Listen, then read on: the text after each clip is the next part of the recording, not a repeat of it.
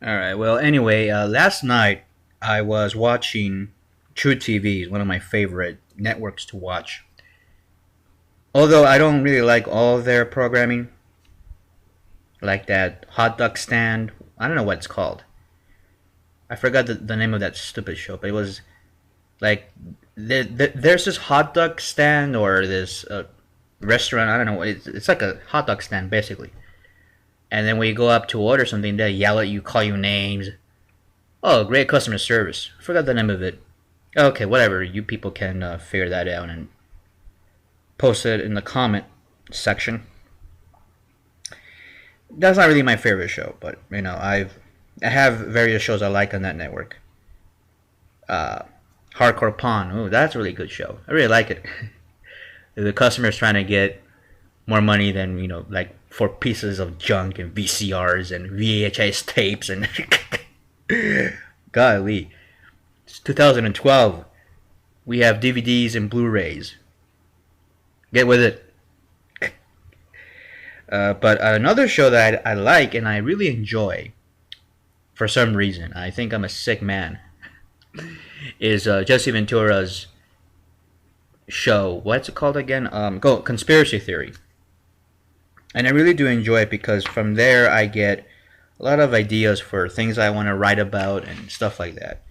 And oh well, um, they go into conspiracy theories like about 9/11 and HARP, mind control, all these things, and you might say, Jose, those are wacky theories, and you might be right. I don't know, but it's very entertaining to some extent to watch and to learn about these things. And what can I say? I'm a nerd. I'm a bookworm. I go and I research these things, and some of them are pretty true. I mean, I don't know what to say.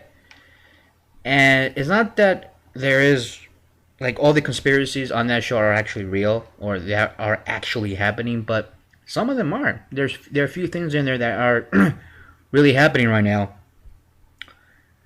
in our world. And well, so the premiere was today, season premiere, season three. It looks like it's gonna be the last season. I mean, the way that things are looking for Jesse Ventura, and I really like the guy. I mean, he's great in many things. I read some of his books. He's really good at that, trying to put government more responsible. But he's not a wacky teabagger, fascist reactionary. He's a sensible, common sense, independent, which is really good, by the way. I mean, these kind of guys are rare in the political sphere. And, he's for gay marriage, he's pro liberty, he is for individual sovereignty, you want to call it, individual free choice, etc. But he also knows in his common sense, that we shouldn't just destroy our safety net, our social safety net for our country. He's a former Navy SEAL, governor of Minnesota, and so I enjoy that guy. He's a great guy. I have nothing bad to say about him. But then for the premiere of the show, they were talking about reptilians. Now, when they talked about this subject, I was mainly aware of it. I knew a lot about that subject. But the problem about reptilians, and let me just be frank about this, is that a lot of people have different theories, but not enough meat and potatoes.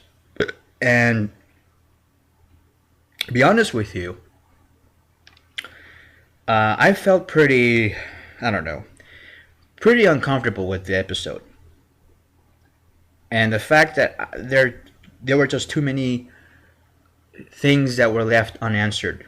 And there were things that I don't think really needed to be there. Like, they had this lesbian that supposedly was a reptilian and she can turn and shapeshift, but she didn't do it in front of the camera. So, I mean, what I want to say is that instead of trying to investigate this conspiracy theory, I think what the show did, intentionally or unintentionally, was that they tried to discredit, that they were biased on this issue. Now, I don't really care about certain people's theories. There are people who are saying, "Oh, reptilians are taking over the country. They're part of the New World Order," or any of these conspiracy theories. I only pay attention to something that I can prove: data, evidence, and of course, eyewitness accounts that are very credible. And one of those I have is eyewitness account, a very credible eyewitness in my family, my grandmother, who was very credible. Now, this is a woman in the 1970s who experienced something really weird. I mean, she has a lot of experiences, but this is something that she experienced personally, and also something that was experienced by a lot of people in my parents' home state of Durango, Mexico. In Mexico, northern part of Mexico. And there's this legend. Well, it's an urban legend, but in fact, there are people that were still alive when I was, 14, 15 years old, that were telling me these stories and what they saw. Like, everybody saw the same thing. What happened was there was this dancing hall, nightclub, if you want to call it now, and the town of Durango was there. Well, it was in the town of Durango, and everybody was there. The whole town was there. They were celebrating. I don't know what. I think it was Day of the Dead or Dia de los Muertos. I don't know which, but it was a holiday that they were celebrating. And what happened was a couple, very elegant couple, came in. A very attractive young man came in, and he was, the light of the town. I mean, of the party. He was basically the center of the whole festivities, because he was very, cheery. He was the center of everything that was going on in that event. And what happened was, while they were dancing, slow dancing, the couple were now, this is according to the witnesses, the couple was floating in the air while they were dancing. And people were screaming and yelling and running away, and oh my God, I can't believe I haven't seen this. And the witnesses that were there who saw the couple, they said that the man, the guy, had what they consider reptile legs that were coming out of his clothes, and that he dropped his pants while he was floating. I mean, this is what they saw. And that they could see not only kind of like scaly reptile-like legs, but they saw a tail. And everybody was screaming and yelling and, running away, stampeding. I mean, this ended up in the news, in the local paper. And supposedly, according to the legend, if you want to call it a legend, I call it something that really happened. I think something really weird happened.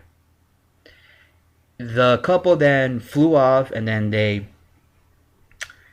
ran, they flew off, they landed into this vehicle, a car that they were driving, and then they just drove off. And all they could hear are the tires screeching and the laughter of the guy. That people were saying that for 15 minutes, the guy was laughing all over downtown, and the cops were after them, but they couldn't find him. All they heard was the laughter, like this weird, perverse laughter that the guy was doing. So that is really a popular legend where my parents are from. And my grandmother herself, according to her, and my mother always tells me this story. She always told me this story when I was young. And I couldn't get it until now that people were talking about this. And they were saying, my grandmother was saying that she saw a giant lizard that entered her home, that was talking to her in her brain. This is according to my mother. And my grandmother, she died young, basically, after that. But she didn't really want to tell anybody. She was very secret about this. She only told, her kid. And she was afraid to tell my grandfather because, she was afraid that they were going to throw her into the loony bin. And that a reptile-like figure entered her bedroom basically during the night and was talking to her was putting messages into her head, something like that, or telepathy, something. So yeah, her experience was weird, and since that night, she couldn't really sleep as well. She had problems, she had stress, anxiety. So I don't know what she saw, but well, she says that she saw a reptile figure with a tail. I don't know. I just don't know what to tell you. And what happened with Jesse Ventura's little investigation was he basically blew it off, and then he interviewed David Icke, which I think David Icke did not invent this. The theory of reptilians goes back way back. The Aztecs and the Mayans had their own gods that were reptilian-like, and it just goes back. And Jesse says, "Oh well, present to me evidence," or but it's just the whole thing itself. The reptilian theory is so complicated. It's based on personal experiences, and the data is not as much as we wanted it to be. And so, because I'm a geek, I like to investigate weird stuff, Bigfoot, UFOs. I'm into that because it fascinates me. My family has been through a lot of weird shit, ghosts, little people that I don't want to get into that, but maybe later on some other program I will. But I'm not I'm not dismissive. I'm not like other uber liberals who say if there's no scientific proof, I'm not going to believe it. I don't really believe in anything. I mean, first of all, I want to say I do believe in many things, but I just don't believe concretely. Oh yes, there are reptilians out there. I'm not saying that. I'm just saying I want to know what's going on, and I want to know what happened that night at that nightclub. Who really was that figure that was floating in the air? And had reptilian-like feet and had a tail. And there are other stories too of a giant reptilian hijacking a bus. That's also a urban legend in that area of Mexico. And there's so many other stories, but those are the ones that really ended up in the press. The one at the nightclub. My grandmother stayed quiet into her death. She never told anybody except for my mother. And my grandmother was really. She wouldn't lie for anything. She wouldn't lie. What? She died in the 80s. It wasn't like she was trying to get on Geraldo show or something. She wasn't trying to get on the Sally Jesse Raphael to explain herself. She was a modest lady, worked in a Mexican farm, who didn't really read these kinds of science fiction books or whatever. She read things. She read poetry. That was what she was into, poetry. But hey, I have personal experience in my family of reptilians or reptoids or whatever you want to call these things. Are they real? I don't know. Look, I don't know. I'm not saying that they are or they're not, but I'm not being dismissive. Something weird is happening to a lot of people regarding this issue, and I have investigated this. I do my own research, and I say, you know what? I'm fascinated by it. It's really fascinating. But in the episode of Conspiracy Theory, Jesse Ventura goes to extreme lengths to say, hey, David Icke, who writes a lot about reptilians, says, oh, he's making money out of this. Well, yeah, he's a writer, he's an author. What do you expect? I'm sorry, Jesse, but you also make money out of your books. Does that mean that we should be dismissive of your books? No. And yes, I have an open mind.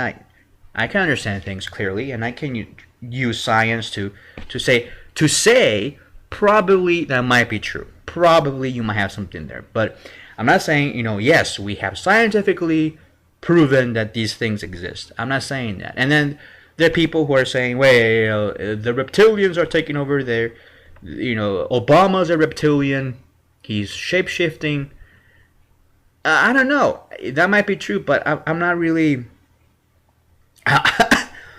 I'm not buying it that much because it's one thing to say, look, a lot of people have seen these things shapeshift personally, and my grandmother was one of those, and um, that I can really believe, that I can give more credence to, that I can really work on more, trying to investigate. But to say, then to make a leap from there and say, oh, the queen is a reptilian and all these people are reptilians and they're taking over the planet, they live, and then they have bases on the moon, or they live underneath the surface of the earth, and they crawl up whenever they need to eat babies, something like that.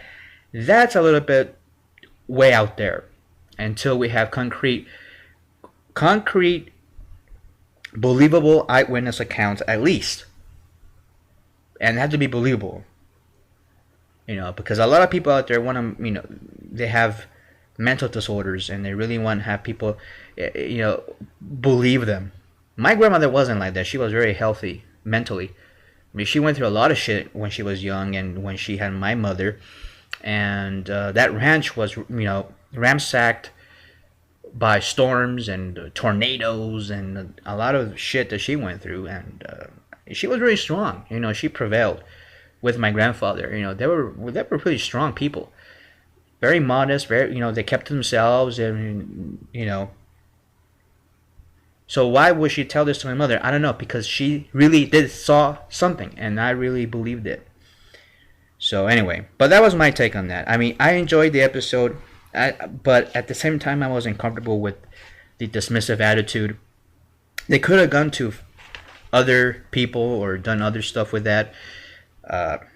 But I'm a fan of the show. I'm okay with it. It's fine, but they could have done better with this episode. It's the first episode of the new season, so let's see what happens with that. But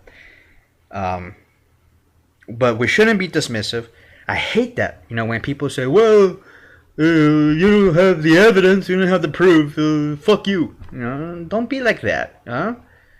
Just say you don't know. And that's fine. I'd rather have people who tell me, "I don't know, sir," or "I don't know, Jose, I don't know nothing, but maybe it might be true, maybe not. We'll find out." And that's fine. I can wait.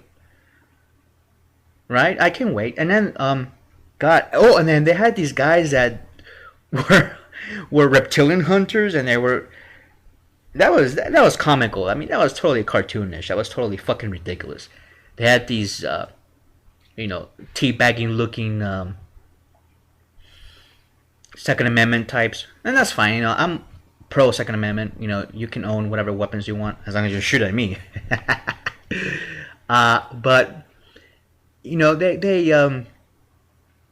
they were practicing at the shooting range, trying to hunt for some reptilians and kill them. I don't know, because I mean the ones that my family were being exposed to in Mexico, these reptilians, or if you want to, I don't know what they are. They could be. I mean, that's what they say according to eyewitnesses. That's what I get. What it was: a tail and scale-like, snake-like feet. Like if snakes have feet, right? But the feet had like a snake-like skin or scaly skin. Yeah, it's a reptile-like feet. I don't know what it was, but I just don't want to be dismissive. I don't want to be a rockhead. I don't want to be a douchebag. But there are a lot of douchebags out there. Oh, you believe in the... I don't believe... It's not that I believe in something. I just believe in finding the truth. I believe in that there are weird shit... That weird shit happens. There's a lot of weird shit. I had weird experiences myself. Totally, like, whoa, like out of left field. And I can't explain those experiences. And later on I'm going to go into those. But, I just don't want people to be so fucking ignorant, and be intolerant. I'm all for tolerance. And sure, it's one thing's being intolerant, and then it's another to say this is scientific fact. Like this is how gravity works. This is how electricity works, and blah blah blah. So, but this thing, the reptilian or the harp or whatever. else you want to talk about. And next week they're going to talk about the there's a death ray out there somewhere, so that's going to be interesting. But we're not going to be working in absolutes. I don't work in absolutes. I'm not saying I absolutely believe that there are reptilians, or I absolutely believe that there are no reptilians. I'm not saying that. I'm just saying that that could be a possibility, and I find some credence to it, some aspects of it, because some credible people in my family and in the town that my parents grew up in have witnessed something like that, and it was really, really strange and supernatural. That's all I can say. And I wish I wish I can know more. And sometimes I go visit that place, and the people that witnessed it they're all dead almost. I think there's a couple of survivors still left, and they're in their 90s now. But I will one day go back there and write a book about it. Maybe, I don't know. But that was a weird experience for a lot of people. And that nightclub was closed down. It never opened again that night. After that night, it was closed. And the authorities came down. That was weird, though. I mean, the authorities, and they had the army there.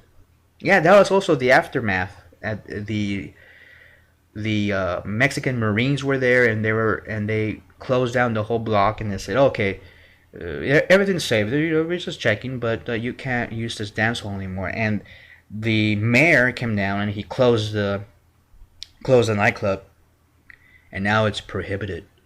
I don't know why. Maybe people got really scared. The mayor was probably scared because for 15 minutes he was hearing this laughter that came out of nowhere. this demonic laugh. I don't know what it was, but anyway, that's it for that.